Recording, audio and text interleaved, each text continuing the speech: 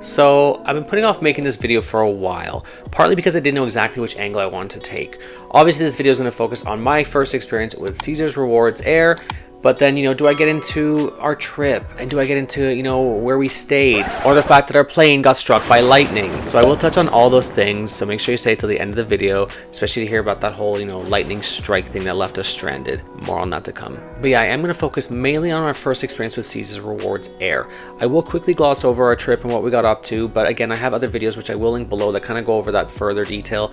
And of course, I will get into that whole incident that happened on the plane. So let me first start by talking about what Caesars Rewards Air is, because I didn't know anything about it until one of my subscribers told me about it. Thanks, Steve. Too bad I didn't know about it before I drove over 9 hours to Atlantic City. Caesars Rewards Air offers exclusive packages including round-trip transportation on chartered flights aboard a Boeing 737. This includes accommodations at a Caesars resort with no resort fee, no baggage fee, and free ground transportation. Chartered flights through Sun Country depart from more than 150 cities nationwide and include places like Las Vegas, Reno, Atlantic City, and many more. Basically anywhere that has a Caesars resort. Booking is super easy and can be done through your Caesars Rewards. Depending on how much play you have or the kind of offers you have, this trip could end up being completely free.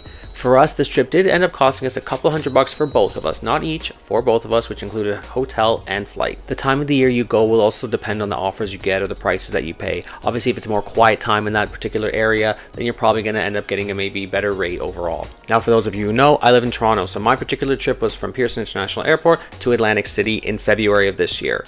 4 of us went in total, me and Cody in one room, and my mom and her friend in another room. Now, if you're not from Toronto and not planning to travel to AC, don't change the channel yet. This is to give you a very broad overview of how this type of travel works, as well as some tips I picked up along the way. I will give you a very quick overview of our trip to Atlantic City as mentioned, but I do have other videos for that, so don't worry. So once you decide to book, depending on your location of course, you will decide on which hotel you want to stay at, and even what type of tower or room style you want to stay in. For this particular trip, we opted to stay in Tropicana in Atlantic City in their North Tower in a classic king room, as we had previously stayed at Harrah's during our last trip to Atlantic City. You'll also be asked if you require any assistance when boarding the plane, as well as any seat preferences. Me personally, I like a seat in the aisle closest to the front, so they did actually put Cody and I both on the aisles. At least we were beside each other though. Once booked, you will get a confirmation email with all of your itinerary, including what time to be at the airport, what time your plane leaves, as well as instructions for when you're coming back home. That stuff will all be reviewed with you in person as well, so don't worry. For us, we were allowed to bring a checked bag weighing no more than 45 pounds, a carry-on bag weighing no more than 30 pounds, as well as a personal item, all free of charge. Once at the airport, you'll check in as normal, find your group leader.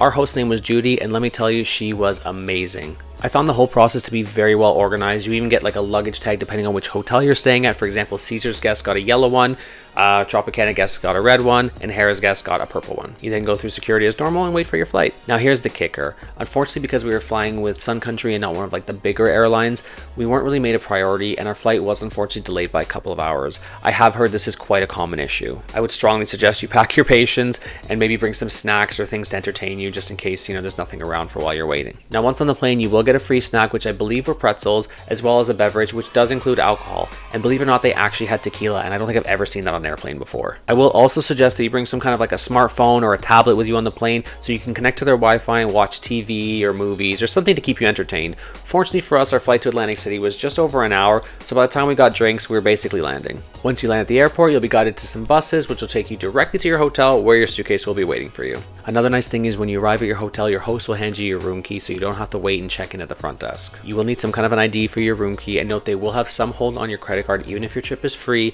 just for any incidentals or damages. For us, it was about $150, which was returned to us by the end of our trip. Now for us, once we got checked into the Tropicana, we took an Uber over to the Borgata, ate a little something in their food court, hung out and played in their casino, and then went home to Tropicana. Now I know it's not fair to compare Atlantic City to Las Vegas, but I will say I did have a bit of an issue with the ride shares. I find that in Las Vegas there's signage everywhere pointing you to the direction of where you have to get your Uber or Lyft from, and I found that in Atlantic City it wasn't so easy.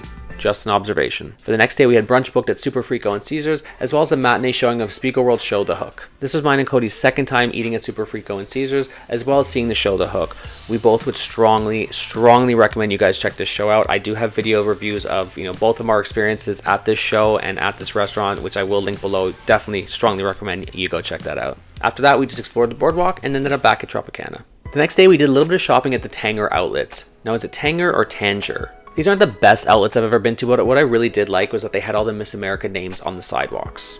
After that, we just did a little bit more exploring at the boardwalk, checked out casinos like Hard Rock, as well as Oceans. Unfortunately, we did have to check out and come home on our 4th day, which again was made completely seamless, but was probably one of our most eventful days. They asked us to have our bags packed and just to leave them in the rooms and they'd come by and collect them. Easy. Unfortunately, the hotel's hot water stopped working, so none of us were able to have hot showers before we left, and even our heat stopped working. And I mean, keep in mind, we were there in February. After breakfast, we went down to the bus terminal where our bags were waiting for us, loaded them into the bus, and headed to the Atlantic City airport. Again, check-in was simple, and security clearance would have been simple had someone not forgotten to take his water bottle out of his bag. Rookie mistake. Anyway, we hung out at the airport. It's a very small airport, I might add. Had a bite to eat, and then boarded our flight home. This is when everything started going downhill. Literally. We sat in the exact same seats next to the exact same people as we did on the way there, and unfortunately for me, the happy-go-lucky couple that I sat next to on the way there must have hit some turbulence during their trip and argued the entire way home. Cody sat on the opposite style as me next to a lovely mother and daughter combo. Now my friend was home watching my dogs and did warn me that there was a little bit of rain and a potential storm headed to Toronto, but I wasn't concerned because I figured it's just a short flight, right? Wrong. As we started getting closer to Toronto, we started hitting a lot of turbulence, and I'm not just talking about the couple sat next to me. You could feel the plane ascending and descending, presumably trying to find the clearest path, as well as some flashes in the evening sky. Now, unfortunately for Cody, one of his seatmates was apparently terrified of flying and was obviously getting scared over all the turbulence that we were experiencing, so he was trying to comfort her. Now, I looked over to see, what was going on, and just as I turned to look over him, I see this giant flash and spark outside of his window on the wing. I look over at Cody and say, "Did we just get hit by lightning?" He looks at me and says, "No." Obviously trying not to make his seatmates even more scared. Then he turns to me and mouths, "Yes." Now at this point we were already descending into Toronto's airport, but you could all of a sudden hear the plane's engines kick into high gear and the plane was starting to ascend again. Nobody was telling us anything, and I'm not gonna lie, I started to get a little bit anxious. After what felt like an eternity, the pilot finally came on and said that we couldn't land in Toronto because of the weather and we were being redirected to Cleveland, Ohio to refuel. Now this really started to make me feel anxious. We heard the crew talking amongst each other and they did confirm that we did in fact get struck by lightning. Once we landed in Cleveland, we were instructed to take all of our stuff with us off the plane as we may need to board a new plane. But here's the thing, Sun Country is not exactly loaded with planes and we weren't in one of their hubs, so rumors started swirling that we were going to be in Cleveland for the night, especially given the fact that the crew were now working overtime.